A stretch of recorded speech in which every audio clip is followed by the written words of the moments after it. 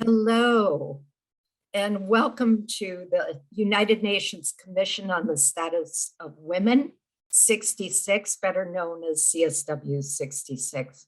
I am delighted to be able to introduce this parallel event, which is called the Education of Women and Girls on Climate Change, and to talk just a moment about Pathways to Peace. I am the executive director of Pathways to Peace. My name is Hezekiah Gabriel, and Pathways to Peace has a 40-year history of partnering with individuals and organizations at the UN and beyond to build a culture of peace and to make peace a lived reality for all of us. I'm honored and delighted to be here now. And in a moment, I'm going to turn it over to Emma DeBiase, who is a next generation peace builder, who always does an excellent job of representing Pathways to Peace at the UN, and who is also a part of the Matter Day Prep Global Leaders Institute under the direction of Mr. George Anthony. So at this time, I'd love to turn it over to you, Emma, to be able to introduce your other presenters and what we're going to be up to today. Thank you, Ted. So thank you so much, everybody, for coming tonight on this Wednesday night. As Ted said earlier, our event is called Education of Women and Girls on Climate Change. So we will be just basically talking about everything going on with education on women, girls, and how it relates to climate change, as well as irrigation systems and how they can be part of the major solution that we have. So let's begin. So we're just going to do a little bit of an icebreaker first. So in the chat, if you can just tell us your name and just one thing about yourself, and we're going to go through, and then we're going to give an example of each of our bios in a minute. So type in the chat your name and what you do, and then we can go from there. We can pick on people to say what they do and say their names.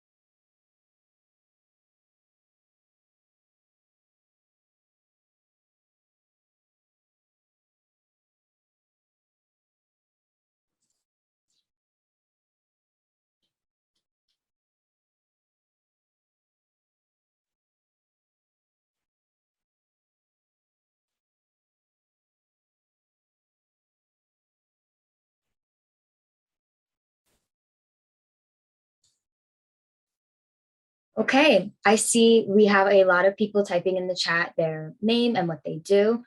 So I will just give an example and introduce myself. So, hi, my name is Emma DeBiase. I am a junior at Mater Dei Prep High School in Middletown, New Jersey. I'm a part of the Global Leaders Institute of Mater Dei and a delegate for Pathways to Peace. I am also a part of the Gandhi King Season for Nonviolence event.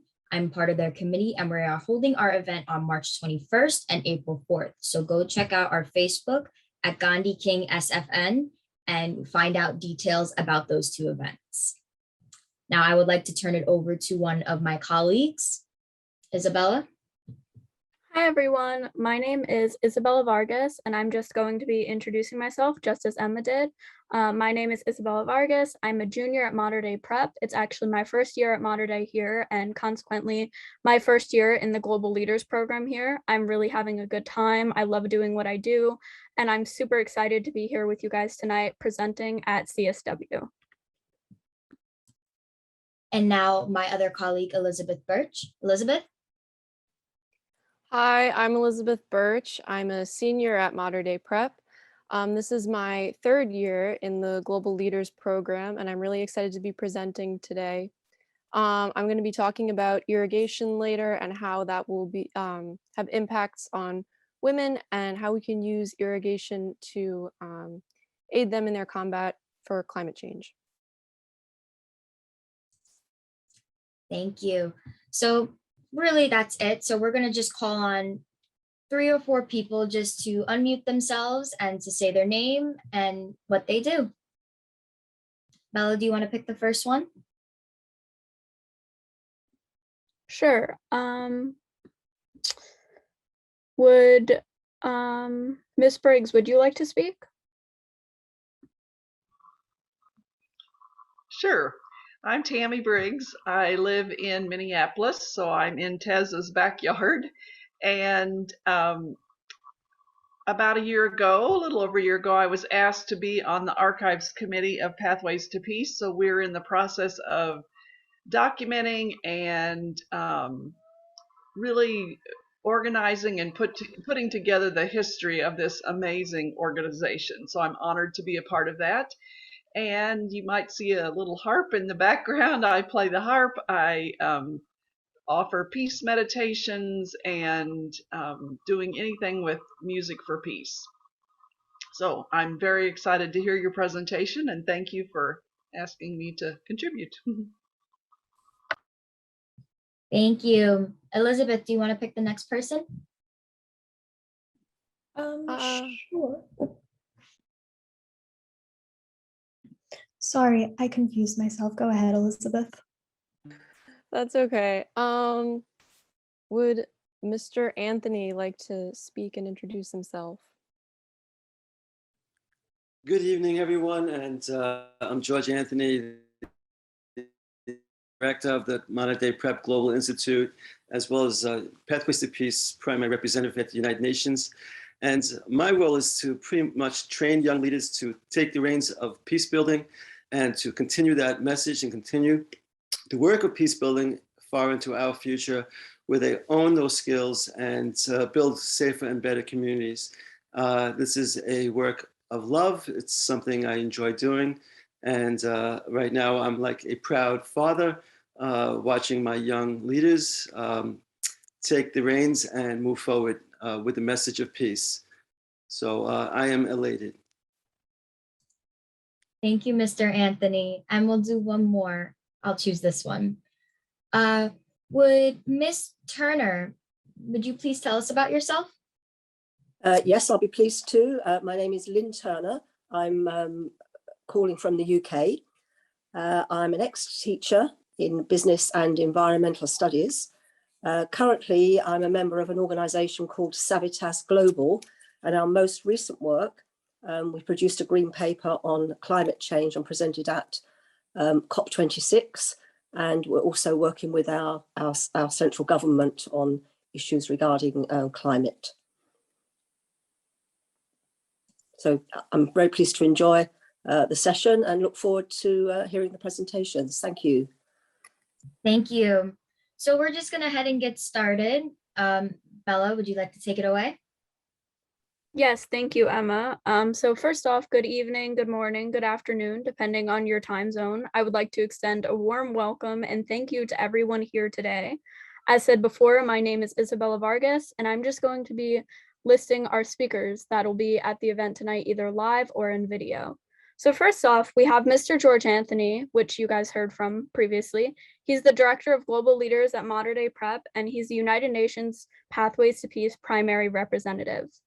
Mr. Santosh Badari is next. He's the founder and president of Peace for People, which is an amazing peace building organization that's housed in Nepal, and we'll hear more about them later. Ms. Aditi Dakal, which is the writer and communications manager at Peace for People, Ms. Chetana Pokral, the volunteer at Peace for People, and lastly, we have live with us here tonight, Ms. Elizabeth Sheridan, United Nations Pathways to Peace Youth Representative. Thank you, Bella.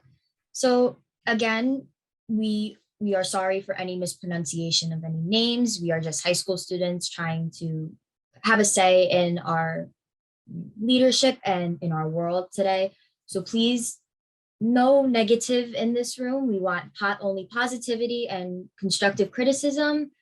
Our minds want to take in so much. So we want to hear everybody's comments. We want to hear them as much as we go. And we'll get started with our presentation.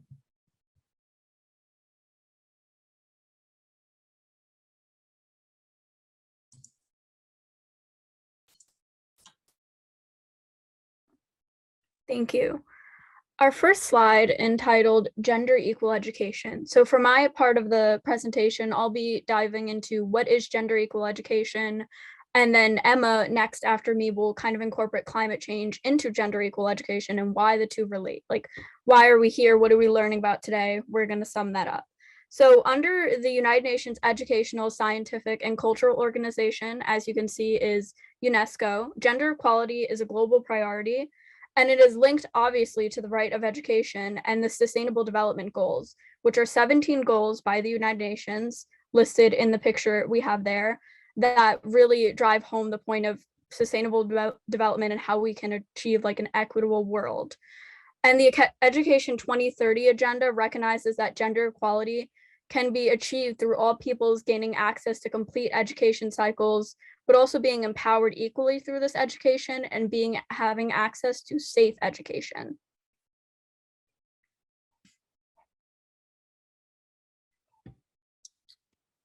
Okay, so large gender gaps still exist in the accessibility of education of women and girls internationally. As specified here, 16 million girls will never step foot in a classroom. And for about 2/3 of all adults without basic literary skills, taking that place is women, so 2/3 out of all adults. These contributing factors include many listed here. Maybe people might think it might be only poverty or geographical isolation, but other things may be included such as minority status, disability, early marriage and pregnancy, gender-based violence in and out of the classroom, and traditional attitudes about the status of women, and much, much more. Gender-based violence in schools erodes the right to education and obviously negatively impacts girls' participation in their schooling, because if they feel unsafe going to school or they feel it's not equal or many other reasons, it's going to impact their participation in just their basic right to education. Ineffective education on sexual health contributes to adolescents' limited access to information and increases school dropouts. Because of an increased pregnancy rate, it would increase school dropouts. According to the International Women's Health Coalition, quote, all girls, no matter how poor, isolated, or disadvantaged, should be able to attend school regularly without the interruption of early pregnancy, forced marriage, maternal injuries and death, and unequal domestic and childcare burdens. According to the United Nations Children's Fund, gender equal education is more than about access to school. They need to feel safe in classrooms and supported in the subjects and careers they choose to pursue. So as I stated before, in a lot of areas, it's unsafe to go to school. So that is a huge barrier in providing gender equal education. And they need to feel supported in subjects and careers, meaning if women are to choose STEM, which is where women are unfortunately a minority rather than other fields, they need to feel supported in the education for these fields, which we'll be talking more about later with climate education and green solutions. Investing in girls' education not only has the power to transform communities, countries, but the entire world. Because I mean, think about it. If we invest in a community, it builds up to our country, and then the world can be impacted because we need to work together with each other and, set an example. Girls' education strengthens economies and reduces inequality because these girls who learn about equity and equality will teach others, and it'll build a stronger community that gives all individuals the opportunity to fulfill their potential. To include investing in girls' education, A, allows lifetime earnings to increase, B, national growth rates will rise, C, child marriage rates will decline, D, child mortality rates will fall, E, maternal mortality rates will fall, and F, child stunting stops, which basically means like the stopping of growth. So children will continue to grow up and be healthier as they progress in their growth. Okay, so striving for gender equal education of climate change. So here we're going to start dipping our toes a little into the subject of climate change and education. So the Malala Fund, which is a great source, which we'll talk more about later, estimated that by the year 2025, which isn't too far away, that climate change will be a contributing factor in preventing at least 12.5 million girls from completing education each year. Not in 10 years, not in 20 years, each year. Therefore, it is essential that every girl has access to education on climate change. So why is this? So they can learn the solutions and put the solutions in place, because climate change is really effectively affecting them specifically. I mean, yes, it affects everybody, but because of the bridges and gaps in education, it's targeting girls. So every girl has a right to free, quality, and safe education. And this has the potential to help communities not only withstand and adapt to the effects of the climate crisis, but also reduce the rate and impact of global warming as a whole, like a more big picture. When girls go to school, they learn skills to overcome climate-related shocks, like I was talking about before, and this involves critical thinking needed to process. So they're going to take this learning, internalize it, and when they're growing older, act on the risk of weather reports. Countries that have invested in girls' education have suffered far fewer deaths from droughts and floods than countries with lower levels of girls' education. So the impact is immense because it's actually reducing the rate of tragedy just by giving girls like right to equal education. And projections show that increasing gender equality through investment in education will lead to stronger and more equitable climate adaptation efforts, improved mitigation of greenhouse gas emissions, and greater climate resilience in societies and communities. And there is growing evidence to suggest that when education teaches girls to lead, participate, and make decisions, it results in environmental and sustainable outcomes for wider community. And you might be asking, what's the evidence of this? So just a small bit of evidence from one country. So evidence from Nepal and India suggests that women's involvement in forest management in Asia yields better forest health. So not only is this just Nepal and India, it's Asia as a whole, and it's just forest health. So imagine if women were involved in so many other fields having to do with green solutions. So just to lay it out, I have some steps to addressing gender equal education necessary to address the climate crisis.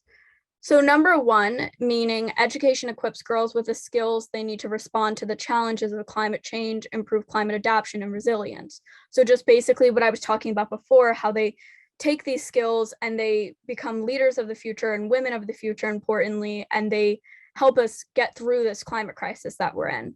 And then number two is ensuring every girl can exercise their sexual and reproductive health and rights through quality education and access to contraception that could reduce the impact of global warming.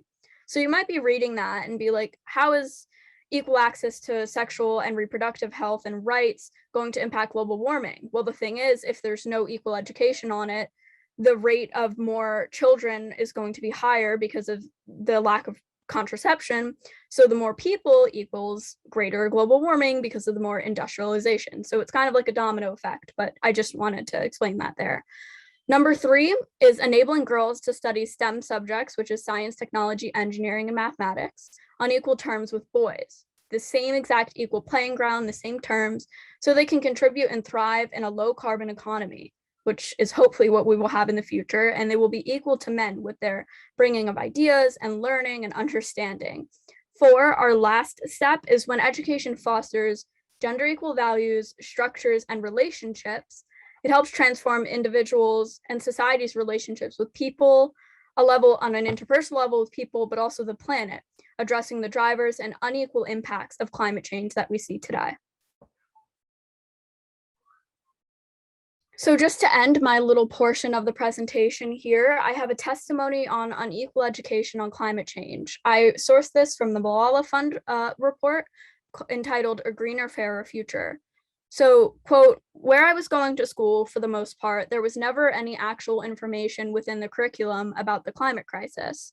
And the fossil fuel industry was 100% something that was looked at as good. It was economically smart to want those things and to admire those things and view them as solutions for convenience. But then outside of school, I was like, oh, they're desecrating my land and digging up my people's bones to build pipelines, end quote. This is from Takata Iron Eyes. She is an Indigenous youth advocate and climate activist. And I think that really sums up what we're trying to say here. Like in certain areas, even in our country, there's not as much education on climate change. And she was seeing this personally because she saw her ancestors and her land be hurt by something having to do with climate and pollution. So I just thought that was really important to share. Next, my colleague, I'd like to introduce my colleague, Emma DeBiase, who will be addressing how we can incorporate this climate education into our gender equal education. Thank you so much. Thank you, Bella. Very, very educational, very impactful. Just in the chat box really quick, how are we doing? How is everybody doing so far? We made it 20 minutes in to this 2-hour event, and we wanted to make sure that everybody here is doing okay because we're all in this together in these times. So let's see, put in the chat box how you feeling right now, and we'll go from there. Now I'll talk about my portion of our PowerPoint.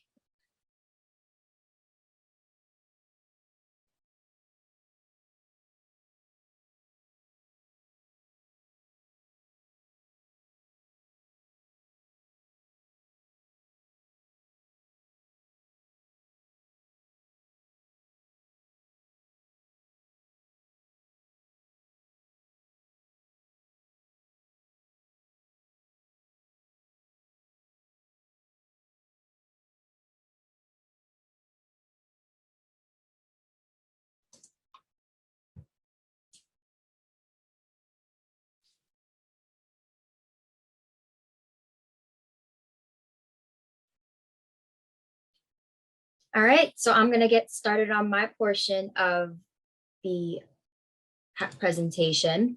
So my portion of the presentation is about the education portion, how we can do the education and we can give the education to women and girls and how they can help us on climate change.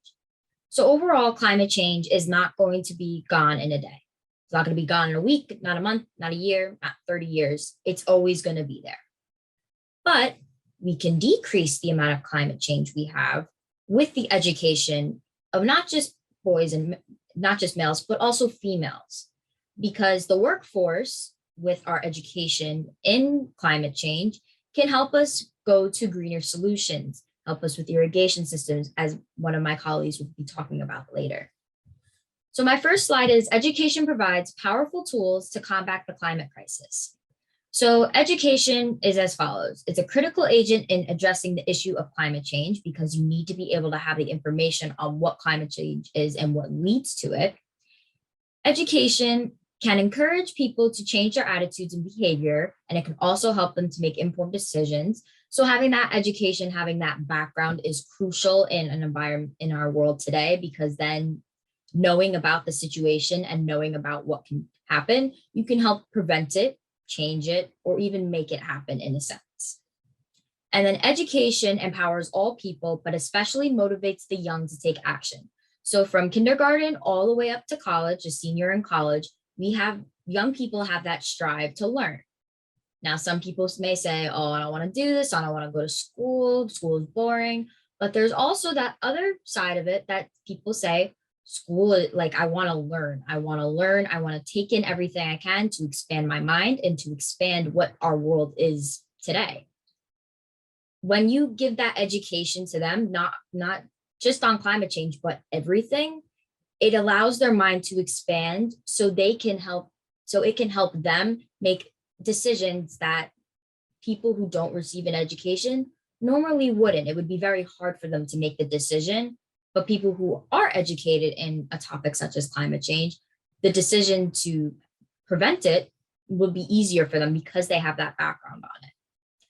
So knowing the facts helps eliminate the fear of an issue which is frequently colored by doom and gloom in the public area, meaning this can be achieved in the classroom by the young students who could be taught the impact of global warming and learn how to adapt to climate change. As we were saying with the Malala Fund, with how the indigenous activists was saying that they're digging up her people's bones and building them as pipelines. When the young students are in the classroom, they can learn how to not destroy other people's lands in order to achieve preventing climate change.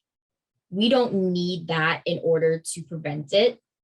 We can find different solutions, different ways, without destroying people's lands, without harming the environment for animals and for people, and just not hurting anybody in the sense to achieve the goal of preventing climate change.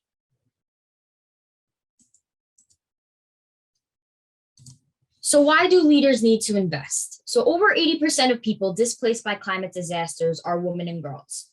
This is known because way back when, women were the household, were the leaders of the household. They took care of the children, they cooked, they cleaned, they did everything, and they took care of the whole family. When their house was either destroyed by a hurricane, a flood, a storm that just badly damaged their home, the mother has to figure out what to do because the father is going to continue working. And then the mother just has to figure out, how am I going to raise the children? How am I going to put food on the table? How am I going to be able to provide for them? So all of this can help giving them an education to prevent these situations. It is crucial for our world to invest in the education of women and girls to help bring future opportunities for generations to come. My kids and my future kids, my grandkids, they're all going to come into this world having everything handed to them, but we need to be able to teach them that everything is not all sunshines and rainbows. It is real life stuff. Everything that goes on in our world is part of our everyday living.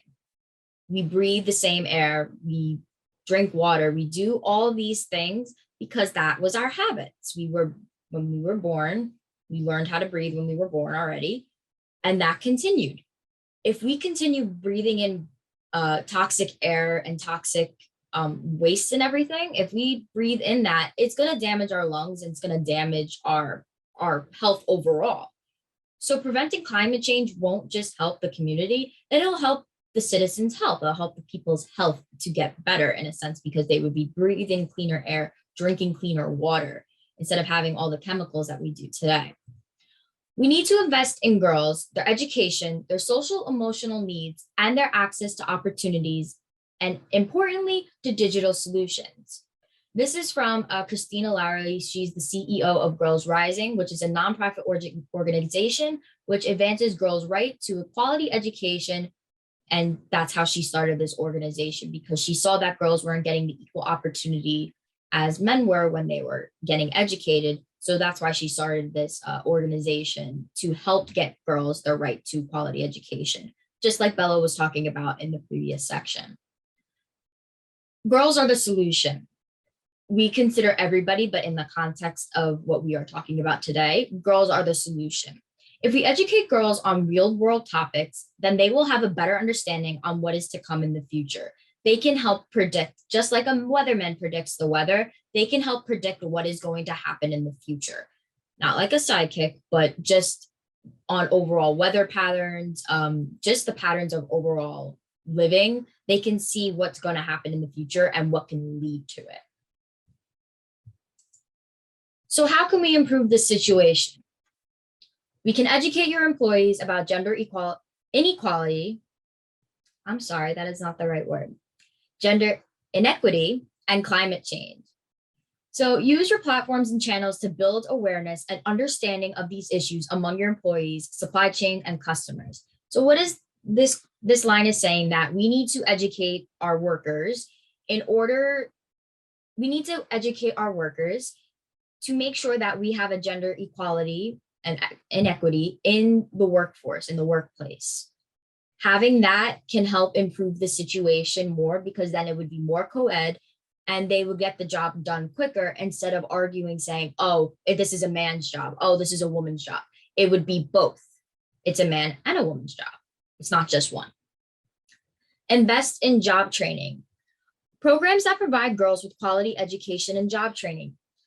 If we give girls and women the quality education that they need to improve our situation in climate change, we need to be able to provide them those programs that can help them grow as a person, to understand the true topic of what is being discussed. Rethink internship programs. So when we're rethinking internship programs and internationally seek and support young women and men from historically marginalized communities, particularly those experiencing the most pronounced impact of climate change. So when we rethink our internship programs, we need to bring people in so they understand, oh, my home was just destroyed by a hurricane or a tsunami. Oh, my air is not as clean right now and I'm getting very, very sick because of the air I'm breathing. They can help us find a solution because they would know the source of the problem. And then with the education that will be given, they can learn how to take that source and make that source no more. They can make that source no problem for them. So they would be able to breathe cleaner air. Mentor women in your business and girls in your community. It is imperative to provide leadership, communication, and collaboration skills and opportunities for career advancement. So this is like the Global Leaders Institute at Modern Day Prep. Mr. Anthony, as he was saying before, is the director of it. He provides us conflict resolution skills, leadership skills, and overall worldview topics, so we can understand that when we leave him in 4 years, we can understand what is going on in the world. We wouldn't be walking into the world saying, what is going on? Why don't I understand this? Having those skills is crucial to our living, because if we understand the skills on what's going on in the real world, we will be able to learn how to cope with it, learn how to fix it if we need to. Be a role model. Find ways to share the role models among your employees and leaders with young people. Girls and boys both need to see examples of women in leadership, particularly in technology and science. People need to see it to believe it. So we all have that saying, I'll believe it when I see it. That's what we need. Girls and boys, both genders, they need to be able to see it, feel it, touch it, everything, in order to say, okay, that's real. Okay, I believe what you're saying. It's not like you and me who can just look at something and say, okay, I believe in this. I believe that this is right. They don't understand that yet. So giving them that education in leadership, in conflict resolution, in topics such as climate change, it will be easier for them. So when they get older and they are addressed with the topic, it can just be much easier for them to understand fully what is going on. And the last bullet point on how we can improve the situation is decarbonize your core business and supply chain. So a true effective strategy for dealing with climate change includes system changes, how we work our things, if we're going on no gas, if we're going on just all electric, if we are draining out the lead in our water, if we are filtering the air so we can breathe cleaner air. All of these systems and all of these businesses, they can change, they can decarbonize them. So they can basically, what the slide says, improve the situation. They can improve the situation in the workplace, they can improve the situation in the environment, and that would lead to improving the situation in the whole world. So that concludes my portion of the PowerPoint. We now have two testimonies and 3 student inputs. The students are from Modern Day. We have Mr. Anthony, who gave his testimony on video, and we have Elizabeth Sheridan, who will be asking a question live. So please give me 1 moment so I can get the video all set up.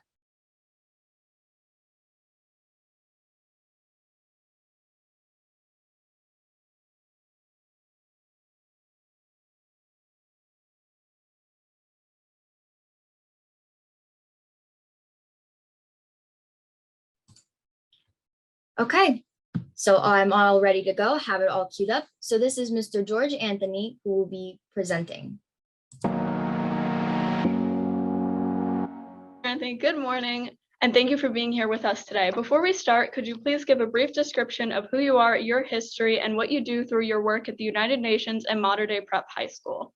Great question, and thank you for inviting me for this session. Essentially, I'm an educator. My work is in peace studies and leadership, but most importantly, it's for really preparing students, young people to sort of gather the tools to become peace builders as they move forward. So here at Mater Dei Prep, we have a program called the Global Leaders Institute.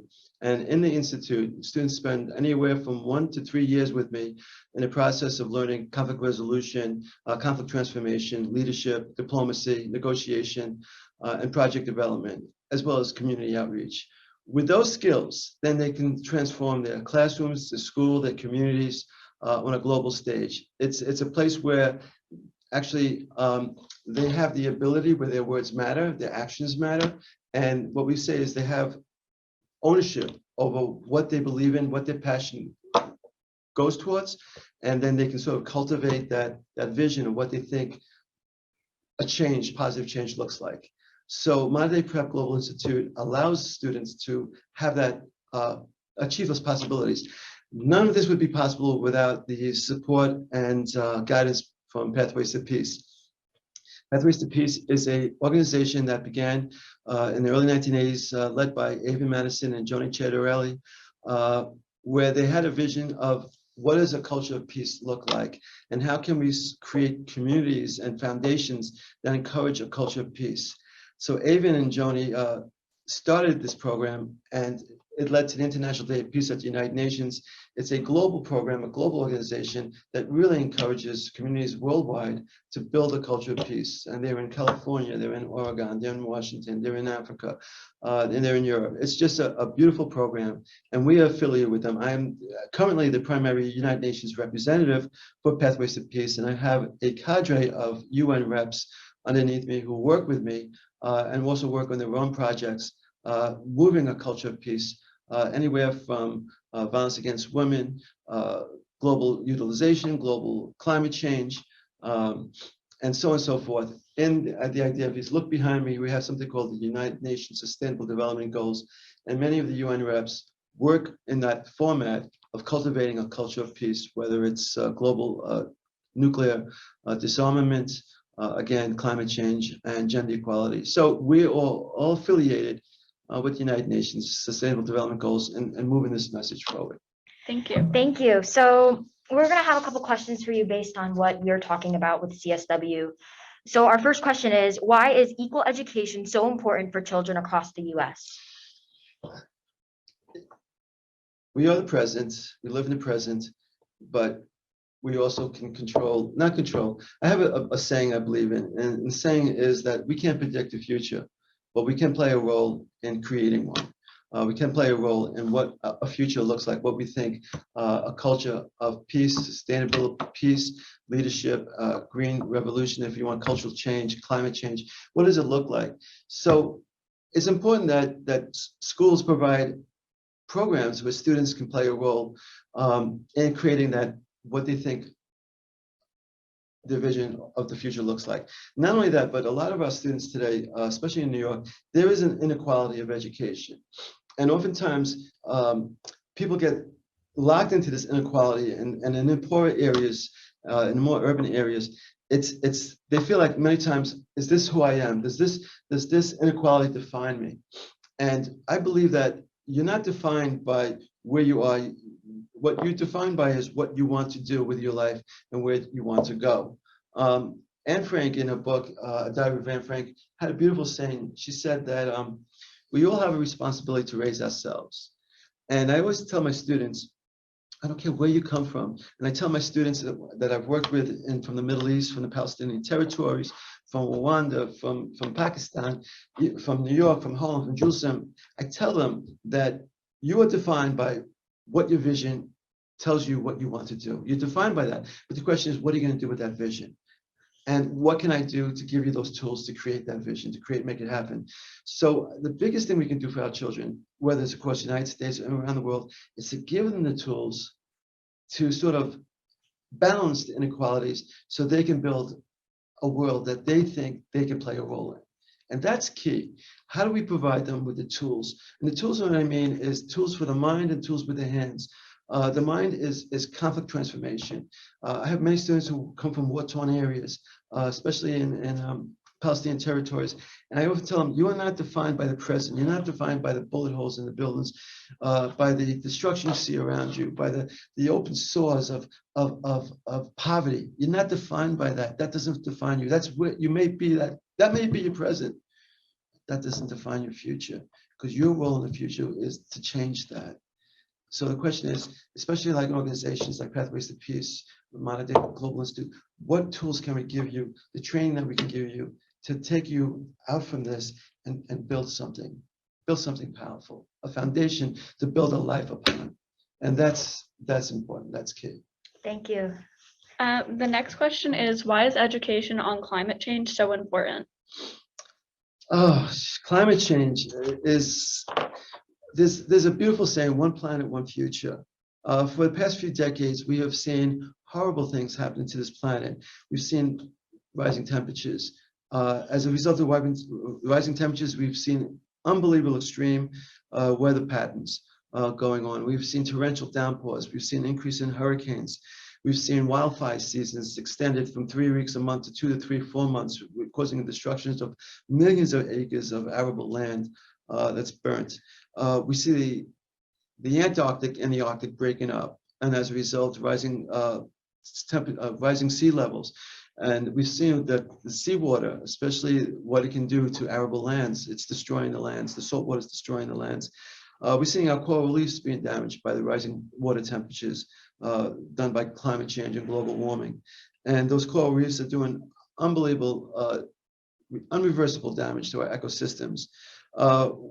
We see, as a result of increased evaporation in the world, increased hurricanes, water, and mosquito-borne diseases, because the mosquitoes are increasing and spreading diseases. So we have a lot going on, and a lot of it's caused by humans. We're burning fossil fuels, we're decimating forests. Even by 1% or 0.5% Fahrenheit, that 1% is just causing irreversible damage. It's not too late to change, but if we have to sort of learn to not rely so much on fossil fuels. We need to limit plant pollution. Some of the plants that, especially in China, we need to prioritize the pollution that's coming out of China and the emissions, as well as this country. We are seeing some improvements. We need to go towards more solar solutions and green energy, clean energy. We need to sort of stop subsidizing big oil so much to the point where actually they're profiting from polluting, and that's destroying this planet. So we sort of need to sort of move in that direction and create solutions. And most of the solutions are definitely in green energy. So we need to sort of move in that direction. And education plays a role in providing those solutions towards green energy or clean energy solutions. Thank you. Our next question is, what can we do to encourage women and girls to participate in a workforce for green solutions? Because you touched upon that. So would you like to expand on that? Yeah, it's I think 40% of the global agricultural workforce in this country are women. 70% in women in poverty areas, or 70% of the agricultural areas are women. A majority of women have the responsibility to sort of access water, to grow crops, to provide for the family, green solutions, heat solutions, and so on and so forth. But women are left out of, many of the women in the world are left out of what we call the technology to access better crop building or agricultural building. They're left out of the training. They're left out of the decision making. And as a result of that, I would say 70% of the 1.3 billion people living in poverty, which are women, and 40% of women in urban areas are not part of the solutions. They are actually victims of climate change.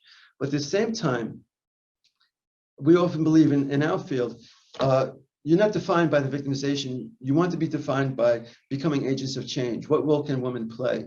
And I think the most important thing, especially what the United Nations can do, and many nations can do, is provide women as the agents for change. You may be 70%, of victimization, but then we can change that 70% to agents of positive and productive change. To provide them with cultivation aspects, new cultivation aspects in technology, give them new cultivation aspects of how they can sort of change the world by cultivating agriculture, by getting to water.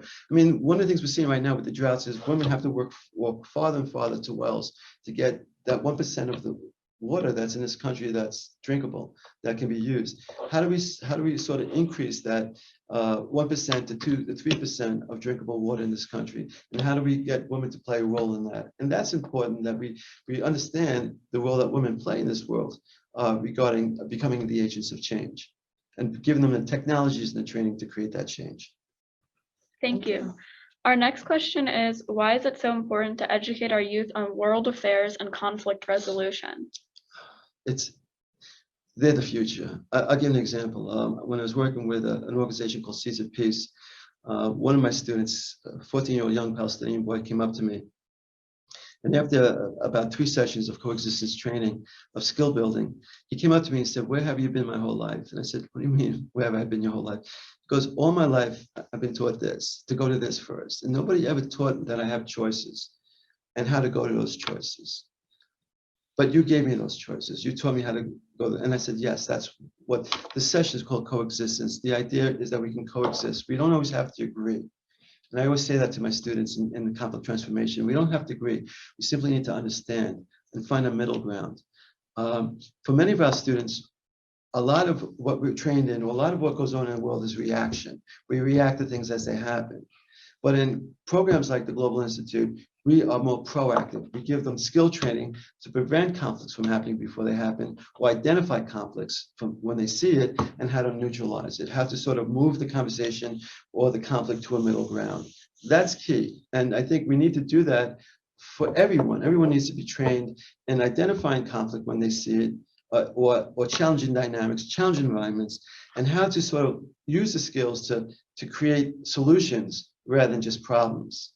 We can always go, the problem with problems is we become locked into what we call a negative cycle. And we just think that if this is the way it is, this is how it's going to be. And then we don't know what are solutions to it. We just say, this is what it is, and I'm locked into this, and this defines me. It doesn't define you. What defines you is, how can I fix this? What are solutions? We often say in our field that the solutions to every problem can often be found in the conflict. So our students need to understand and learn that it's a global world, but we're all connected.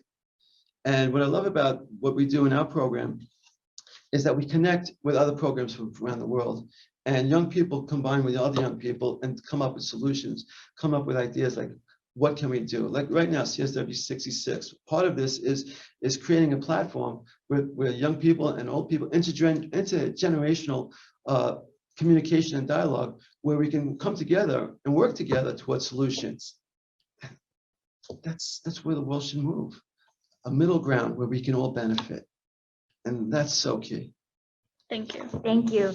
And our last and final question is, what does the path to global education look like to you? Like, what partnerships would help benefit this? The world is, technology is bringing the world closer together. So we have to embrace that technology. We often say that, technology can sometimes be part of the problem, but I often say, how can technology be part of the solution? Right now in my class, we have something called Mediascape, which we want to sort of implement.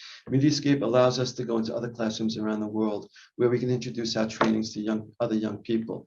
I'm working with this wonderful organization in Nepal called People for Peace, a young man named Santosh Baderi, who's doing what we're doing in Nepal and Kathmandu versus what we're doing here in Middletown and New York City. So the idea is how do we combine our resources together and create a better world?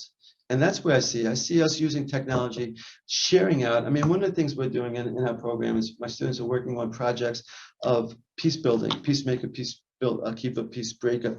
The idea of providing solutions, the idea of using our worldview for positive change and not negative change, to move in the world towards a place where we can all benefit. And so what we're doing is everything we give to the world is a sharing. Years ago, I took my students to a committee meeting on refugees that were escaping Syria, and their biggest concern was education for their children. And so I said to my students, okay, you heard the problem, create a solution. And they came up with something called www.prepforpeace.org, prepforpeace.org. And it's a learning environment, it's a digital learning board where you can access free education in science, in technology, in mathematics, in English as a second language. And this is something that the students gave to the world. There's no cost. It's my humanity share my humanity with your humanity so we can all benefit together. When we can all benefit, then the world benefits. It's the key. It's like the story of the mustard seed. I can take a mustard seed and keep it in my hand, and it's just a mustard seed in my hand. But if I plant it and cultivate it, other people can benefit from the plant that grows from other mustard seeds. They can use it. That's what the world is about. This is what programs need to do. And this is what we're trying to do here, to give our skills to the world, to give our platforms, our programs, and then we'll take yours and we'll apply them. And my students then own those skills. They own them for the rest of their lives. Oftentimes my students say, Mr. Anthony, your skill sets that you taught me follow me throughout my life. They follow you throughout your life. One of my favorite sayings is, may peace follow you always. And I want, at the same breath, may these skills follow you always. Give them to the world. And so we can build a better planet. Thank you. Thank you so much for taking the time out of this busy school day to come and interview. And thank you for your leadership. Thank you for your vision. Thank you for your passion. You are the future. So I'm looking forward to embracing you as you go forward. God bless you all. Thank you.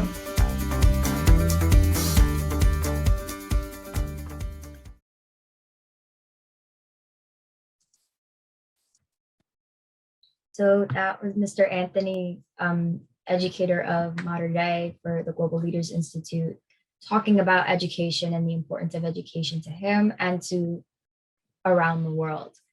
So now I would like to introduce our next panelist, as you would say, or guest speaker, Elizabeth Sheridan.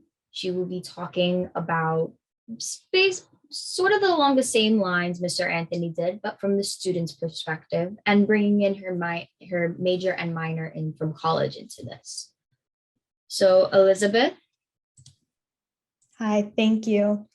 Hello, everyone. My name is Elizabeth Sheridan, and I am incredibly honored to be speaking with you all today. I am a youth representative for Pathways to Peace, and I am currently a junior studying at the University of Massachusetts Amherst. I study political science with a specific focus on the Russia-Eurasian region, along with a certificate in international relations.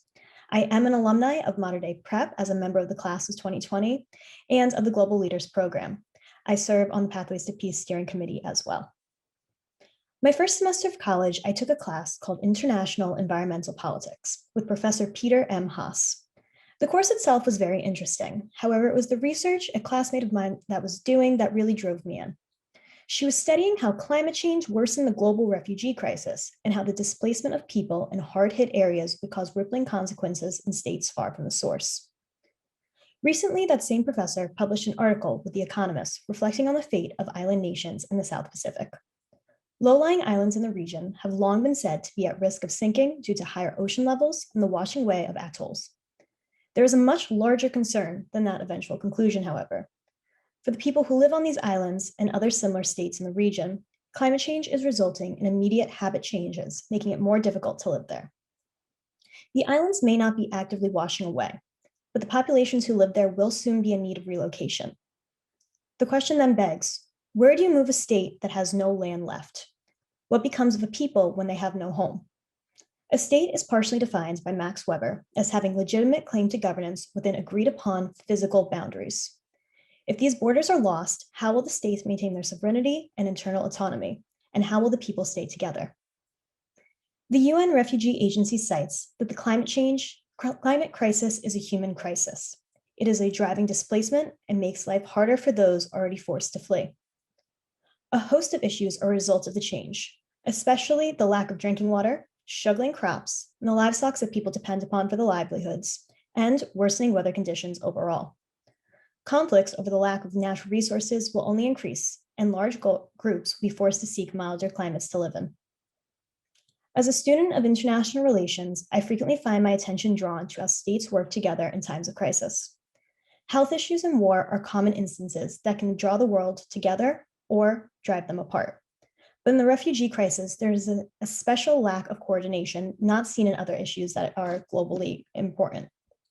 People are left to suffer from environmental concerns because there is apparently no place for them to go in other states.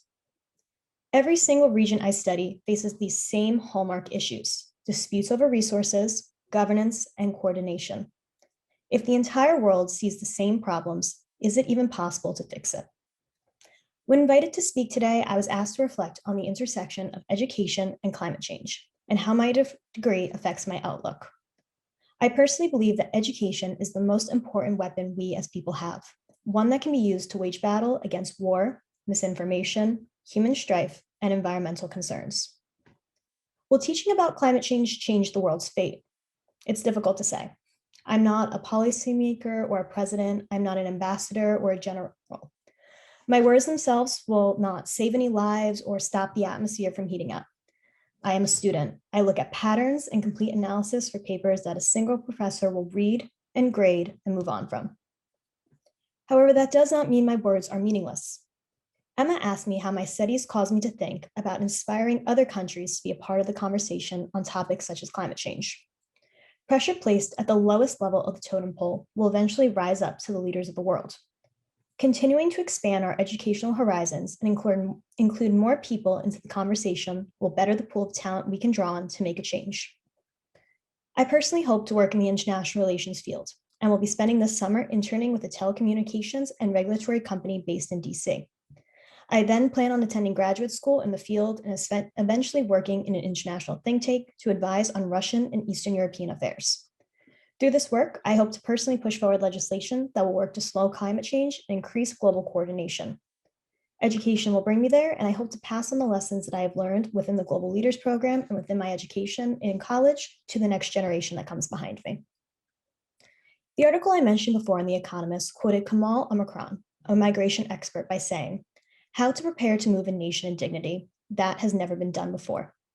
He then goes on to say that the world must start planning now. There is much the world has not done before, but there is no more time for us to wait. In 2015, the National Security Strategy of the White House said that climate change is an urgent and growing threat to our national security, contributing to increased natural disasters, refugee flows, and conflict over basic resources like food and water.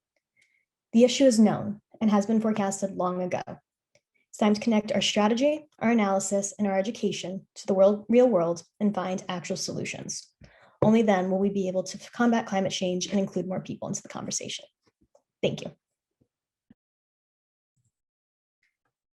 Thank you, Elizabeth. Thank you very much for what has been said. You are truly been working very hard in your school education and outside education as well. I've known Elizabeth for 3 years when she was here and a part of the Global Leaders Institute. We have worked very closely together, and we all know that she's going to strive to whatever her heart's desires as long as she keeps working hard, which I know she will do. So now we have our student testimonies. We have 3 students from Mater Dei just assessing the topic on how education is important to them and just making how it will prevent them and not prevent them, help them further along their education into the future. So I will pull up their videos now.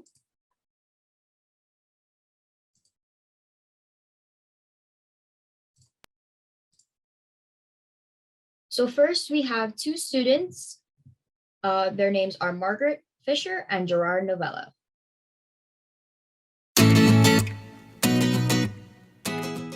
Hi, my name is Margaret Fisher. I'm a junior at Mater Dei Prep and I'm part of the Global Leaders Institute. Hi, my name is Gerard Novell. I'm a senior here at Mater Dei Prep and I am also part of the Global Leaders Institute.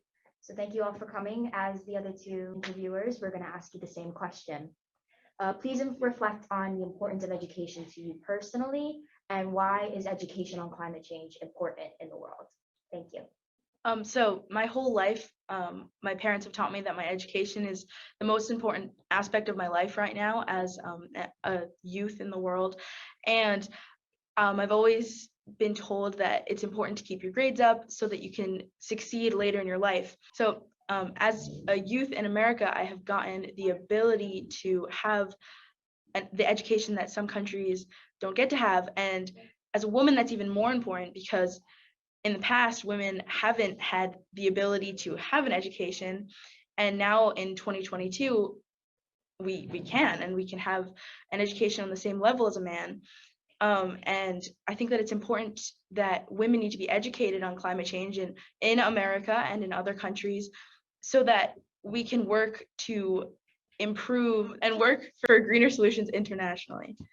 And by educating women in other countries that don't know about climate change or aren't as educated as people in America are, then they can work in their own countries to find that solution. Thank you, Margaret. Thank you. And Gerard? Well, education is that building block of life. You know, if you don't have a good, solid education, you can't build off it and put yourself forward. And now in today's world with climate change, and we see people in other countries that aren't able to succeed in life because of having that lack of education. And fortunately for me, I was able to have it throughout my whole life, going to a Catholic school since I was in K3. It's always been that building part to keep me forward and make me have a successful life. And my future years, as I continue and maybe hopefully work in public works, is that I'm able to bring women and men and older and younger people of our generation into one space and talk about how we can fix the problems that are set in front of us. Thank you. Thank you so much for your responses. They will be of very good use to us.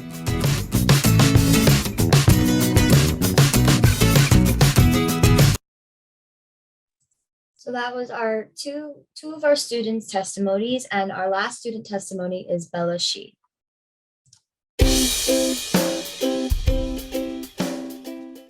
Hi, my name is Bella Shi. I am currently a senior from Modern Prep High School. I'm also an exchange student from China, and I've been studying in America for almost 6 years now. So coming from a very male-dominant culture in Asia, women's education became very important because we see how knowledge is the key to empower women and to achieve better gender equalities. So over the past 50 years, larger and larger proportion of Asian women have completed primary to high schools, along with the proportion of women attending universities. So nowadays, the enrollment for university is nearly the same for both boys and girls. While seeing climate change gradually become a very serious issue, I also see how women can greatly influence it. So in recent years, China's Ministry of Science and Technology has announced a series of new measures to support career progression for women in STEM. And this also included focusing on training, development opportunities, as well as recruiting female scientists into leadership roles in national projects. And I actually feel this around me too, because my next door neighbor, she is a professor from my hometown, Lanzhou University. And she studies environmental science and specifically focused on the pollution issues. And I remember her telling me this once, that there's actually a number of girls who come up to her after class and tell her that their specific goal in the future is to help to improve the environment and the global warming issue. So I believe by women participating in this global issue, we can turn in knowledge into actual actions, and we can, are able, and we will find the sustainable solutions.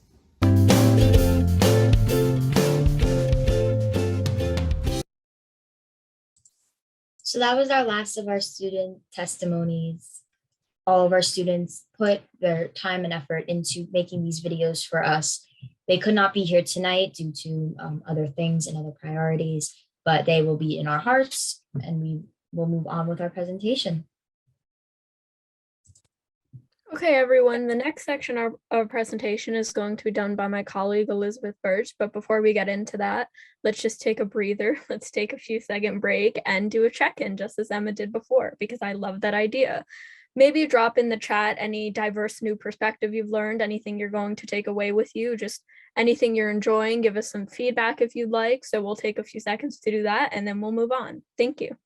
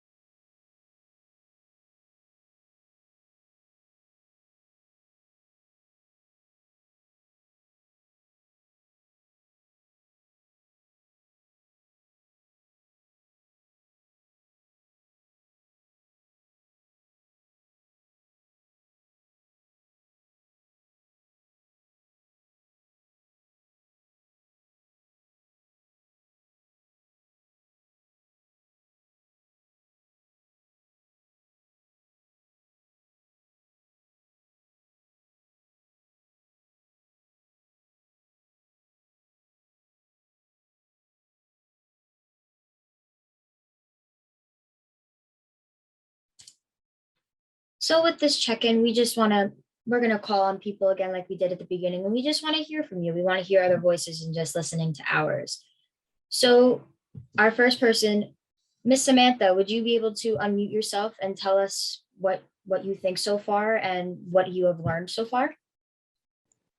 Yes, thank you. Thank you for all the information and also for creating this space, because I think it is very important for youth to find places where their voices can be heard out, especially in this theme on climate change and how education, as you were saying, it's a huge tool to be able to transform our current society.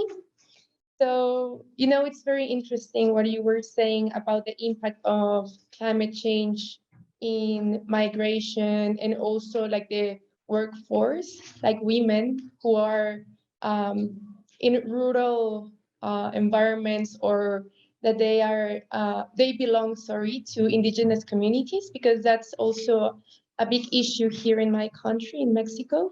And we know that now we are in a climate emergency, and we can see the impact that it has. Maybe in some countries it's not as how can we say, like palpable as others, but we know that even though that somewhere is not happening, in the rest of the world it is. And there's like this analogy of like the human beings as being, or the country as a human body. And if one part of the body is sick or is not functioning properly, it will impact the rest of the function of the body or the life of that person, right? And about the education on young people, it's so important for both women and men, boys and girls. And it's really interesting how in other parts of the country, like all over the world, there's also initiatives that are just in the community level, like the local level, that then it will build up and have an international impact. So I also like that young people create these kind of spaces, because I have seen those here in my country, but also with friends sharing their experience back home, and how it is very important to just start working at the grassroots level to be able to then reach up to the national and then international level. So thank you for creating this space and share your thoughts.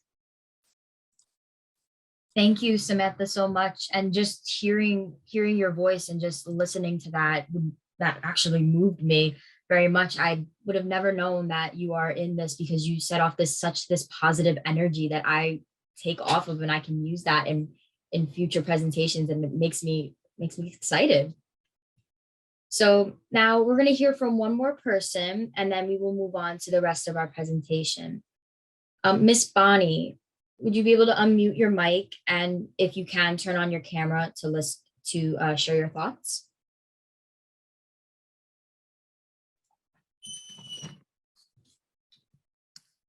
For some reason, my camera, I don't know why, meaning my video is coming on black. I don't know why. I'm an elder. I'm 81 years old. I came in late to the presentations because I work with a local school district to bring Indigenous curriculum into their classrooms. And for me, climate education of young people is hugely important, and I feel that your particular presentations today have given more concrete material to why that's important. So I really appreciate. I don't know if you have any other questions that I. That is it. We wanted to hear other people's voices, and we just wanted to hear everybody's thoughts so far. So thank you so much for coming. We truly appreciate it. So now I'm going to turn it over to my colleague, Bella, and she will introduce the next portion of our presentation. Just as Emma said before, thank you guys so much for your input. Your insights were fresh. It was great to get an amazing perspective, and knowing what we're doing is impacting you guys. And I'm loving what I'm hearing. I'm loving what I'm seeing. I really love it. So it is my honor to introduce my colleague, Elizabeth Birch, to be doing her section of the presentation on women and irrigation systems. Thank you so much, Bella. So first, I wanted to talk about the impacts that climate change can have on women, specifically lack of water, because that's a major issue. So while education is needed to help women prevent climate change itself can also hinder women from progressing further in their careers and in the education that they would need to maintain their homes and simultaneously develop innovations to combat these weather problems. Women are often the primary caregivers of their families, which means they are responsible for collecting the resources needed for their families. And when climate change causes erratic disasters like droughts, women are forced to travel greater distances to collect water that they need for household chores like cooking, cleaning, tending to plants, and more. In places like Senegal, droughts have led to infertile soil, which not only means there is a lack of water, but also a lack of land to grow crops. So the women in Senegal must put forth more time and energy into retrieving supplies and are unable to become private farmers. And because of the lack of water, women are prevented from being economically independent from the men of their families. They are unable to pursue other sources of income and make strides towards furthering their careers. And the division of labor between men and women causes many women to be malnourished, which further reduces their ability to perform work. And women also have less time to find access to education or develop skills that they can use to help further their futures. Women have to spend more money to obtain the water and often must rely on community gardens. This means that they don't cultivate their own produce to feed their families, and the lack of resources also means they cannot sell any excess production for a profit. If they do have their own agricultural plots, droughts force the women to work harder as they face problems like their livestock is reduced, their pastures are depleted, and they must till the fields using their hands to preserve the limited land that they have left. These environmental disasters have had other negative impacts on women as well. For example, organizations that traffic and use exploitive labor have risen in areas that contain these climate disasters. And women are often the main targets for these groups, partially because the men in their groups are forced to migrate in search of better resources and to earn income through labor, leaving the women to fend for themselves. And women and girls face higher rates of domestic violence, child marriage, and other harmful practices because of the impacts of climate change, which has provoked gender-based violence. The droughts cause social and psychological pressures as the women and men are negatively impacted by the lack of income in agriculture. So droughts in places like Somalia has displaced tens of thousands of people. Many of these people lived in displaced persons camps. Women may also face violence as refugees as they are targeted when they travel into unfamiliar territory in search of resources that they need. This comes as a result of the women's lack of food for their families in Somalia. And a research program that surveyed 12,000 people in Somalia found that a majority of families in Somalia went without meals on a regular basis. And actually over 1/3 of households had one or more family member who did not eat for an entire day. Because food is scarce and livestock are killed due to erratic conditions like droughts, income is depleted and the women must venture out to protect their families. And the droughts are becoming much more frequent, which makes it difficult for the Somalians to bounce back in between drought cycles. And in 2011, the United Nations actually declared a famine in Somalia, which shows their dire results that these droughts are causing on women around the world. So how can we improve women's situations? Well, the goal is to generate higher crop yields for the women and extend the growing season throughout these droughts.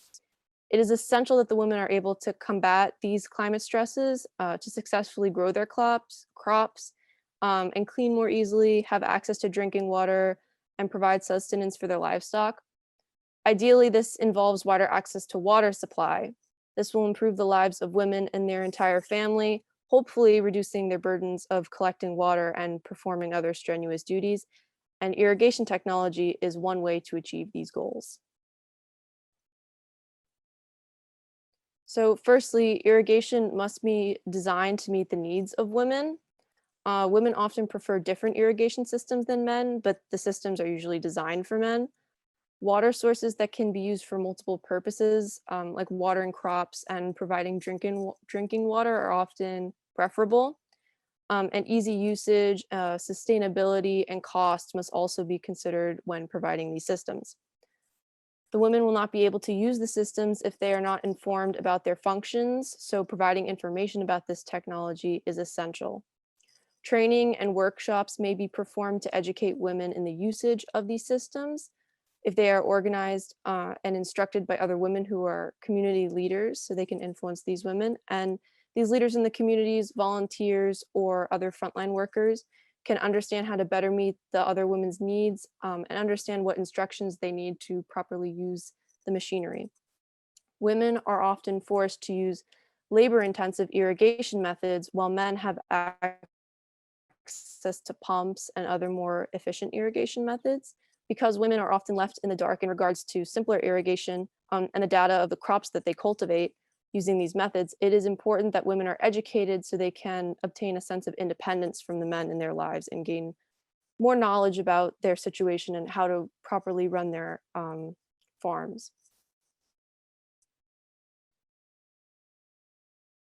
So one potential method that women can use is drip irrigation. This method delivers water through a network of plastic tubing under low pressure, and it sends the water directly to the plant's roots, which decreases the evaporation that occurs during the distribution of water. And this is helpful to conserve the water during periods of drought. Timers can also be set to distribute the water during cooler times in the day, which can also further conserve the water.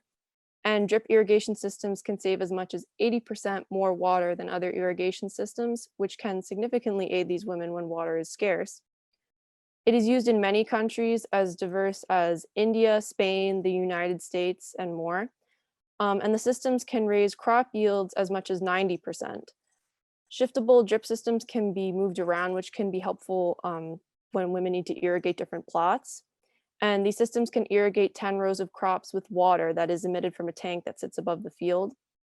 And then there's also stationary systems, which can be used if plots do not need to be shifted, and they may be available for a lower price.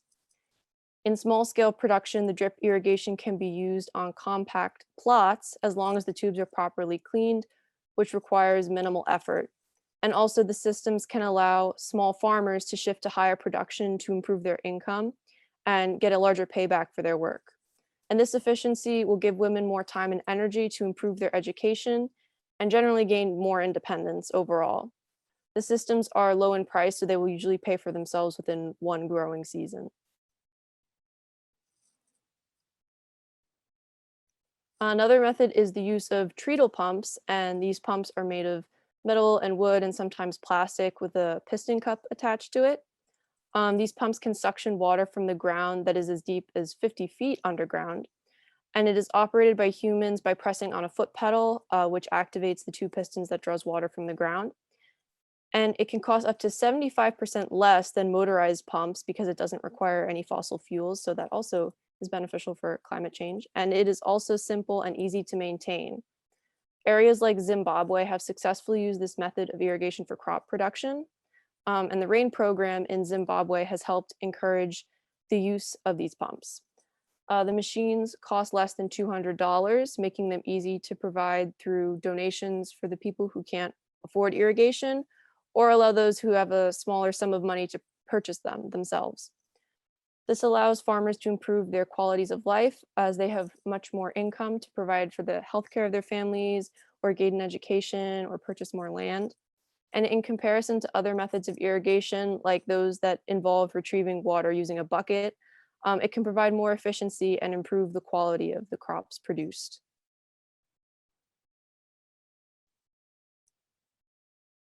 So when irrigation systems are not available or hard to access, other methods can be used to decrease water loss and conserve water, such as using compost. This can help improve the soil structure and allow it to conserve water and absorb more of it. Mulch that contains straw or wood chips can help the soil retain water and nutrients.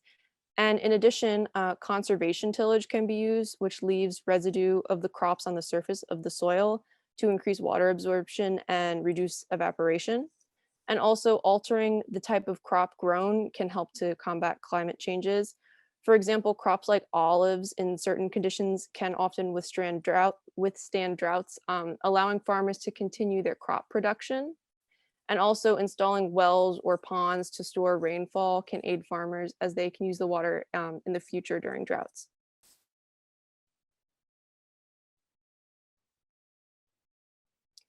In summary, the treadle pump that can retrieve water, the drip system to distribute water without evaporation, and other innovative methods all can help reduce water waste and provide women with less intensive labor. This will solve several issues as men will not be forced to migrate and can help provide for the women and their families. And women can also have the option to gain more independence as they can grow crops and provide their own source of income. There can be less trafficking and more stability for these women. And due to these improved conditions, the women will have more time to further their education.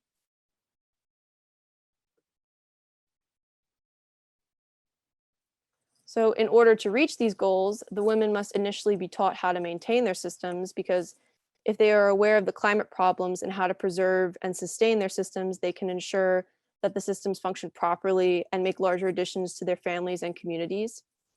Missionaries and relief programs can install the systems and provide a brief overview of how they work. And then the women can be taught about the facts of the climate crisis and informed about how they are being impacted by the droughts and educated about how to sustain their practices. And then once they have more available time for education, they can be taught more about the climate issues and problems. And this will potentially allow them to make their own contributions towards climate issues by working with relief groups to create more innovations and overall make more strides towards improving these issues through their own firsthand experiences. So overall, educating women in these methods to collect water and providing them with access to the materials to create these sources of obtaining and retaining water will provide them with more time to focus on their education rather than solely providing childcare and performing household duties.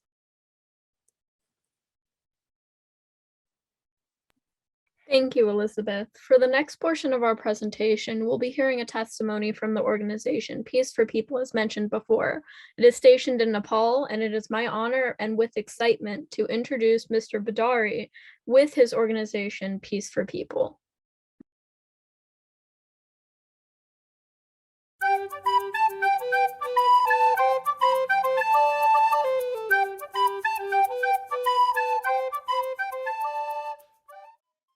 Namaste. My name is Santosh Badari. I'm from Nepal. I'm a founder and CEO at Peace for People. Peace for People Foundation is a working to promote sustainable community through the education, empowerment, and equality since 2009. I have a dream, a mission to create a community that's safe for everyone, where every child gets a quality education, where young people are provided the opportunity to build their future, where there is no discrimination, no barriers because of the gender, caste, color, and culture. Why is education on climate change so important? Education is the critical agent in addressing the issue of the climate change. It encourages people to change their attitude and behavior towards their surrounding. Especially education motivates the fresh energy of youth to take a step and initiate the ripple effect of change their actions. We are lacking of the proper education on climate change from the grassroots level. The education should focus on the cause, consequences, and the way of solving the problem of the climate change. Such education can make every individual aware of their surrounding and locally and enable them to contribute to global actions. Nepal is also a prime victim of climate change, as there are live example of massive floods, forest fire, change in rainfall of patterns, the landslide in recent year. There are the result of blind human activities against the nature, and the effect of such a result have a negative impact on the balance between human and nature. We have been experiencing death due to the heat waves in many places of the Rai region during the dry season. The source of drinking water have gone dry. Many cases of respiratory problem are admitted to the hospital. That's the why climate change education is so important. Why is equal education for women and girls so important internationally? In most cases, girls are deprived of education just because of their gender difference. It has hindered in creating a stronger community and promoting national productivity. We can address this problem by providing them with quality education. Only educated and empowered girls with women can form a sustainable family, society, nation in the long run. Equal education binds everyone in the policy making process, from the local level to national level and same time for the international level. It's enable marginalized group of women to raise voice against any kind of the violence and discrimination. It helps them to make better decisions as they are aware and informed. They have a better say in a family matter, making them essential part of it. They will be able to make better choice for their kids and help them in their study as well. Educated women will be able to add progressively society. Gender equal education is a matter of great importance because every individual is entitled to the right to education. Properly educated girls and women can work shoulder to shoulder with men in every walk of the life. It paves the road for the social justice for the both gender. A well-civilized society opens the door of freedom and opportunity to anyone who wants to learn. Thus, our target should be providing co-education to girls and women.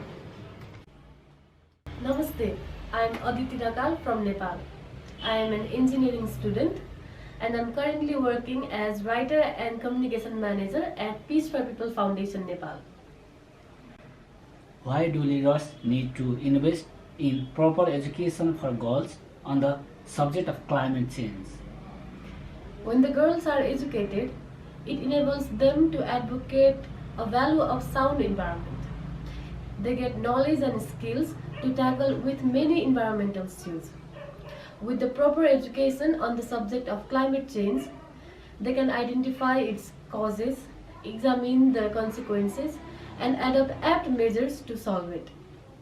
Additionally, education brings women in leadership roles, whereby they can formulate eco-friendly policies. Even if they cannot make it to the policy-making level, they can raise their voices and pressurize the policymakers to emphasize on addressing the climate issues. Moreover, a mother is the first teacher of a child, and an educated mother definitely gives a birth to an educated and well-civilized citizen who will thrive to voice further nature conservation. Hence, the investment in proper education for girls on the subject of climate change fosters the regional resilience to climate shocks. What does the path to proper education on climate change look like to you? I believe schools are the prime stakeholders to direct an individual to the path of nature preservation. That is why the school curriculum should include knowledge about the importance of clean and green environment to human happiness. We should inculcate the idea of our roles in preserving Mother Earth to school-level students. For this, the schools can introduce human-nature interaction sessions for the students, in which students can witness the pleasure of breathing a fresh air, drinking clean water, and coexisting in a harmony with nature. The schools can demonstrate the imbalance in the ecosystem caused by haphazard interference of human activities and its negative impacts through the field visits to the students. This will expose the faulty human civilization and alert them not to orient towards the destruction of nature. Similarly, the community-based organization bear the responsibility of raising the awareness in general public regarding environmental issues. The world needs to act on resolving the environmental issues like it never needed before. What we need now is vision, courage and compassion to make our efforts successful in making the world a better place to live in. Thank you. Namaste everyone, I am Chetna Pokhrel from Nepal, currently studying Masters in Sociology, and I am involved with Peace for People Foundation Nepal. What are irrigation and sustainable practices like in Nepal, especially for girls? Gender plays a critical role in water society relationship in Nepal, which has a long history of male-dominated government and farmer-managed irrigation system that are labor and skill-intensive.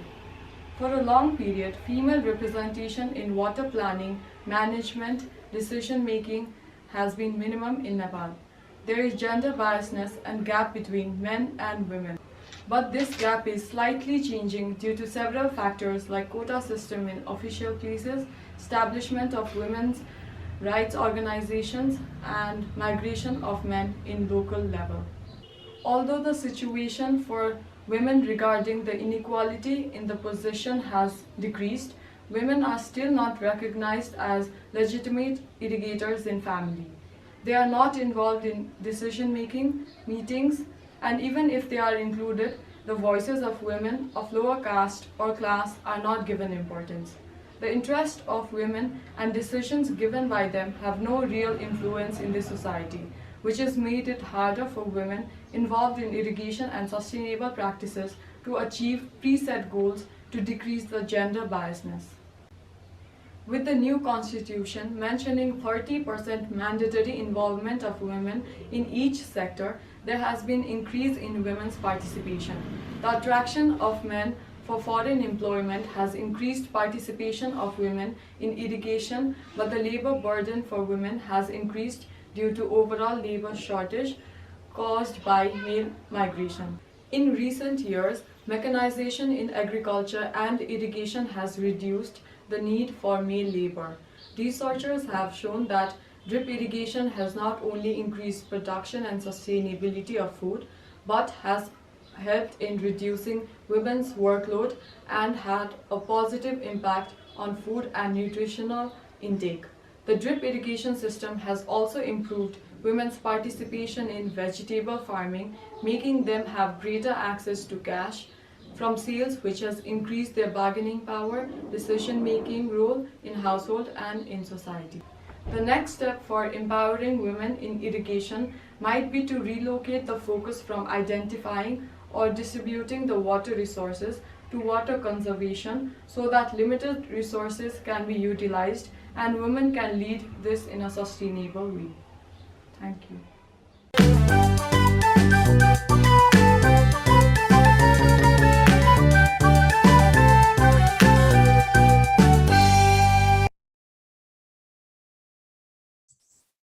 So that was the last of our testimonies. So now we're going to finish up the PowerPoint. So to conclude ourselves, why are youth voices essential in education, climate change, and everything? So youth voices are essential in our society because of the following. We are the voices of tomorrow. As Mr. Anthony said in his testimony, that we are the future. We will bring change to this world because when we were brought into this world, we were destined for change. We, as the generations come, they will be moving forward with the plan that the past generations have already set. We will create something big for the next generation to come, and then they can improve on it even more. With the next generation, technology, everything is going to be even more developed than it is in 2022. So with that, they can take what we have and improve it, take it one step more and see what it can do to them. Maybe it can improve it, it can detriment it, But overall, them having that opportunity to change will make a big difference in our world. Our voices will change the world and make it a better place. That's very straightforward. The voices that we are speaking of today, myself, Isabella, Elizabeth Birch, Elizabeth Sheridan, Mr. Anthony, Mr. Bandari, Bella, she, Gerard, Margaret, everybody who has spoken today, even our participants, those voices will change our world. Those voices will make our world a better place. Any changes to our system need to include the voices, ideas, and talents of educated girls and women. We are the voices of tomorrow, just like I said above. Educated girls and educated women will help us improve our world. Our ideas, our talents, our voices will matter in everything we do. And lastly, I've had this quote with me since I was 11 years old, and it has stuck with me ever since. Be the force that inspires change. Be the change that makes a difference. All it takes is one voice to change everything. No matter who it is, that one voice can help our world, can hurt our world, can benefit it, but it brings peace. Knowing that you change something can bring you peace in and of itself. Myself, Isabella, and Elizabeth Birch can all testify for this, that this event tonight has changed us. It has changed all of us. Help us have a better understanding of the topic at hand, and also have a better understanding of people that we communicate with every day.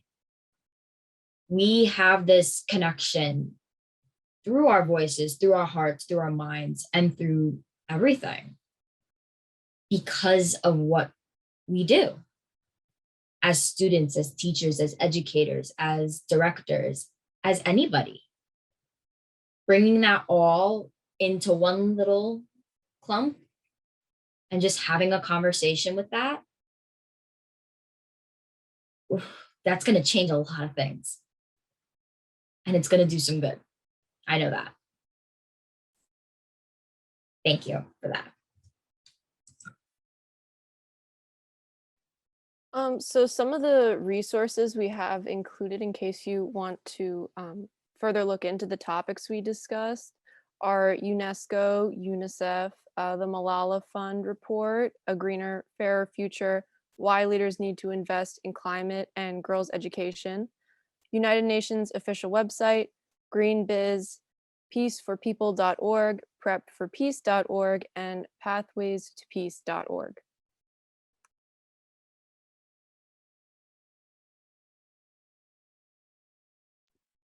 So I'll be concluding out the presentation. After, we'll be having a Q&A if you'd like to stick around and maybe just reflect with us. But we thank you immensely for being here and listening with us today. I would like to extend a huge, huge thank you to my colleagues here with me today, Elizabeth and Emma, to the guests, and Pathways to Peace and Modern Day Prep for supporting us along on this journey. And to all of our speakers, all the way from Nepal to Middletown, New Jersey, which is really quite spectacular. We hope you enjoyed and learned something from this educational experience and can really take it with you. We've listed Modern Day Prep's Global Leaders website if you'd like to take a look, and may peace follow you always. Elizabeth, the floor is yours. Thank you, Bella. So we will now be opening our Q&A. So if you have any questions, please feel free to ask. Also, you could provide a reflection if you would like, or share anything that resonated with you throughout this presentation. If you want to just raise your hand on the screen or just physically raise your hand, we can try to answer your question or call on you to speak. And if you would like to direct your question at a specific person, please feel free to do so as well. And also, if you have any questions for Elizabeth Sheridan, she is here as well to answer any questions. Perfect. We have one question in the chat, and that is from Bart, that says, what do you feel about China and their philosophy, or what do you do about China? Or what do you wish to say about China and their philosophy about climate change? Who would like to field that question? I will actually take that question because I know the person who asked that question. Bart Rosita is my grandfather. So I will ask this question. I know he is, I don't think he is here anymore, but I will still answer it. So China has argued it has the right to do what Western countries have done in the past, releasing carbon dioxide in the process of developing its economy to reduce poverty. Beijing has ordered coal mines to increase production to avoid power shortages over the coming winter. And also with everything going on with Ukraine and Russia and everything, we are trying to just have a sense of peace and a sense of unity in that sense. I know both presidents of Ukraine and Russia were talking and discussing peace treaties, but also with China, they are starting to develop more and more. I don't want to get into it because it may be something that somebody does not want to hear and it may be biased. So I will leave it at this. With China, with doing its climate change, most of our products are made in China. So the production cost in China is high. Over here in the United States is not as much because it's made in the United States. So with that, it's polluting our air more and more because of the factories that the products that we have are being produced in. So I will leave it at that. I do not want to sound any sort of bias in that opinion. So I will leave it at that. Are there any other questions? Raise your hand. I see a hand up, so that person can unmute and ask the question. Yeah. Hey, first, like, it's just to say, I want actually to apologize because I got here late. So what I'm going to ask, maybe you already like said at the beginning, probably. My name is Mateus. I'm from Brazil. I'm from the organization of the Scat movement. But right now I'm living in the UK, so it's almost midnight. So apologies also for my English. But it's just say like how delightful I am for the presentations. I really enjoyed it and got really inspired. I was saying in the chat because like normally you're used to listen to a lot of problems and we got so just stressed with everything. And like here today you were just like presenting also solutions and you're presenting things with embasement. So it was just delightful for me to listen to all of this.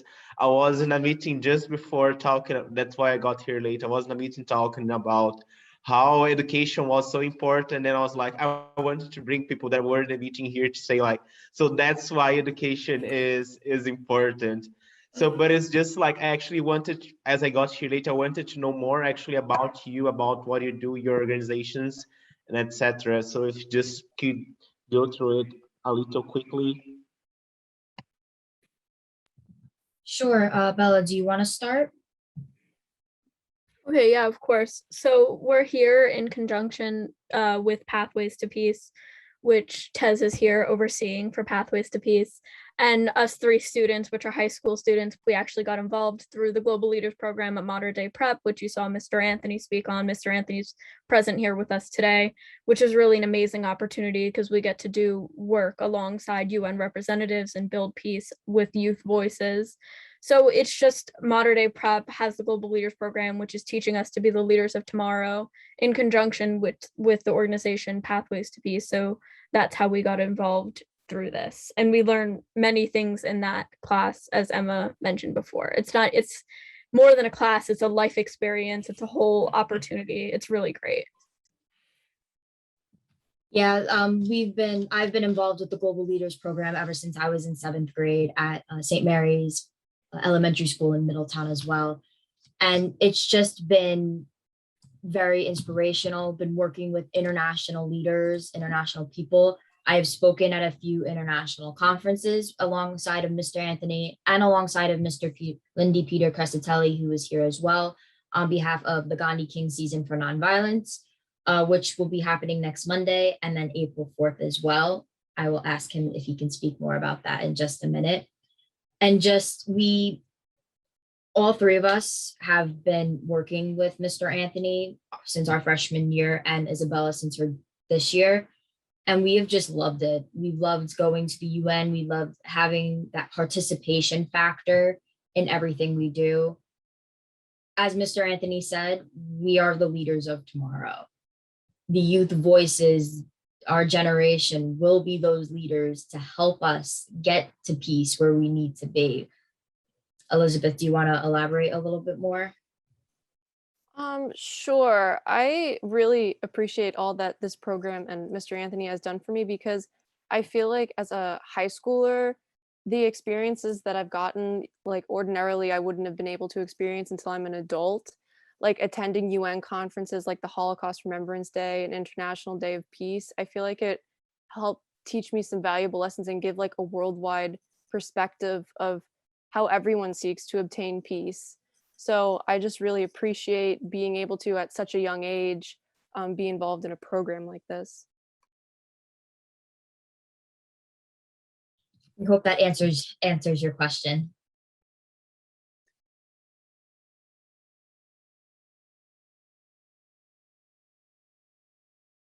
Looking for any other questions?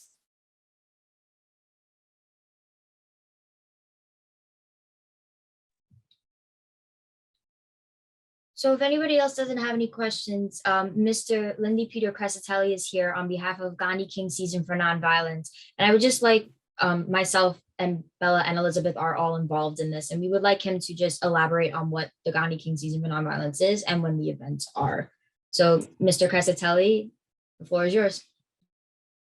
Thank you, Emma. I'm also a representative of Pathways to Peace, and I'm never prouder than at events like this where our young representatives get to take the lead, which they've also been doing in the 25th annual Gandhi King Season for Nonviolence. They've been working tirelessly, spent, gosh, I think 9 hours last Saturday planning questions to ask. And one of the things that's going to be featured this year is a presentation called Changemakers, Youth Students, Activism and Action. And technically, we're like over the deadline, but there's so many incredible people here. So I'll extend the offer. If anyone has like a video clip of anything, especially our young women, but boys too, but it is Women's History Month, and I want to acknowledge this conference focus. Please send us like a quick clip of like something you're up to as a young activist, and I will see. I'm not in charge of editing that, but I will see if maybe we can't get it in, and if we can't, maybe we can at least feature it on the website. But hopefully we can get it in. We have young activists from like around 9 years old who are sharing what they're doing. A young woman who's been leading girls' marches already to young women like Emma and her peers here, to college students and social worker students. So we would love for you all to submit that. I'm going to put the email that you can send those clips to in the chat. And if you want to attend, that's a lot simpler. You just go to the website, click the pre-registration, and you get to spend more time with Emma and her peers at another amazing event. So that's my primary thing here today, is to support them and to echo any opportunity when you can get to hear the wonderful work that they're doing. And as a proud co-chair of the Gandhi King Season for Nonviolence, as a super proud Pathways to Peace representative, bravo, bravo, bravo. And I'll put that info in the chat. Perfect. Thank you, Lindy. And there is another question in the chat from Bonnie, who wonders about, can you get your program into other schools across the US? She really thinks it would be great if other schools had access. So who would like to field that question? So with that question, it really is truly amazing that other schools and other places across the world would love to see our education process and how we work. So with Modern Day, we have an exchange program so students can come and stay at in the United States with a host family and come to the school and enjoy the program and enjoy everything Mater Dei has to offer. But if that's not available, we also have our website, prepforpeace.org. It was mentioned in Mr. Anthony's testimony, and one of my colleagues will put it in the chat again. That website is basically an educational toolkit. You can go on there and get English as a second language, science, social studies, leadership skills. So with our presentation, we will be putting our climate change presentation. We have other presentations to come, and we hope to get those uploaded to the website and send that out. And we also have another project going on, and we hope to continue that into next year, called Mediascape, which is like we are doing now, like a Zoom call. And we will connect with people around the world and give them lessons like we do now with basically leadership PowerPoints and conflict resolution, peacekeeper, peacemaker, peacebreaker PowerPoints, and just showing them the true wonders of what the Global Leaders Institute program has to offer to people outside the world.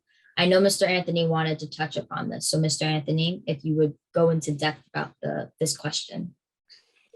Yeah, we believe here at Mater Dei Prep, as well as working with Lindy, that the number 17 of the Sustainable Development Goals is partnerships, creating partnerships. It's important. I touched upon that deeply in my presentation.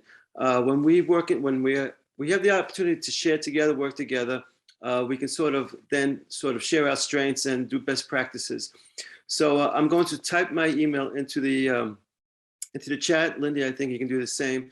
It gives us an opportunity to reach out to you. We are always looking to partner with organizations from throughout the world, share our best practices. Everything we've done, everything that we work on have been tried and tested over 20, 25 years, 30 years of work. We've worked with organizations throughout the world, from Seeds of Peace to the ADL to Denmark. I mean, we've been literally global in our teaching. So I'll type in my email.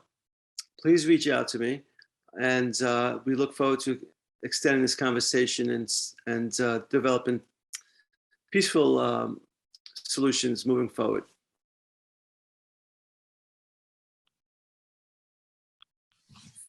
Oh, yes. And also there is another, yeah, I just saw what Tez did. So thank you for reminding me.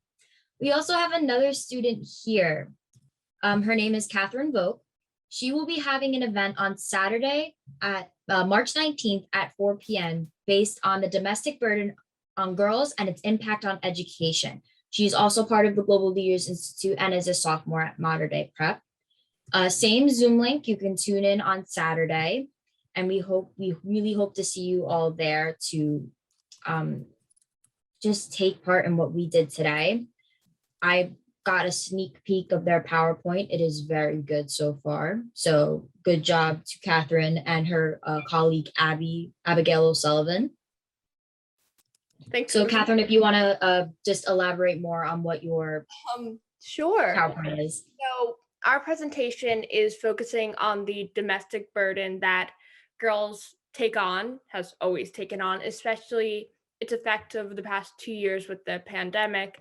Myself and Abby are both kind of the oldest daughters in our family, with siblings in my case and cousins in hers. So the taking care of the younger siblings, having to step up and work with your family, that really impacted us. And so we wanted to express that and how much it can impact your education. So that's just generally what hers is about. Thank you, Catherine. So yeah, go make sure if you can to support Catherine and Abigail on their presentation. It's going to be amazing. If there's no other questions or statements, we'll give it maybe a minute. I'm going to hand it off again to Ms. Hezekiah to close us off finally with a thank you from Pathways to Peace.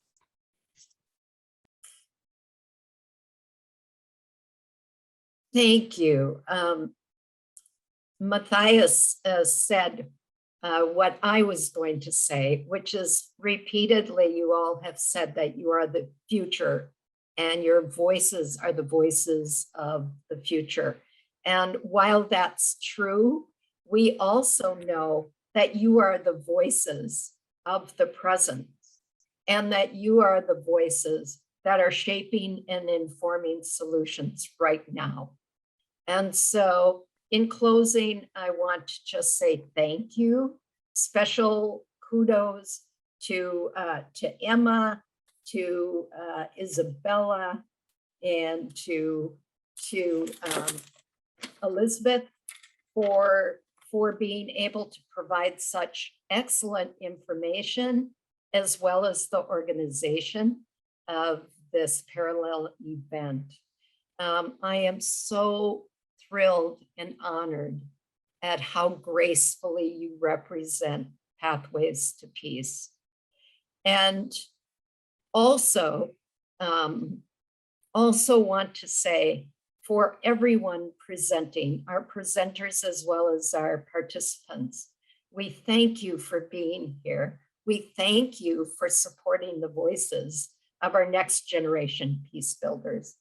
And particularly a big thank you to George Anthony, Mr. Anthony, as he is called, for empowering this next generation of peace leaders.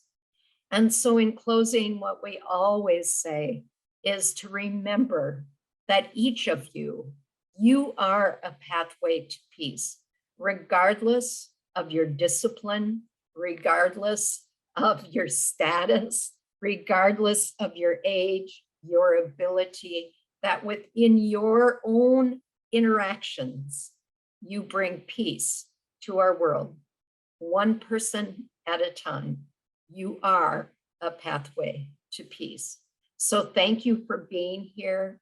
We hope you'll look up our other Pathways to Peace parallel events. We have 11 this year. This is the first. And also Marlenis Rosa is going to be presenting on the 24th. So you'll want to look for her. And I think the name of the presentation is Child Abuse, Enough is Enough. And so as you go forth in your CSW 66 experience, please know that we wish you peace. Thank you.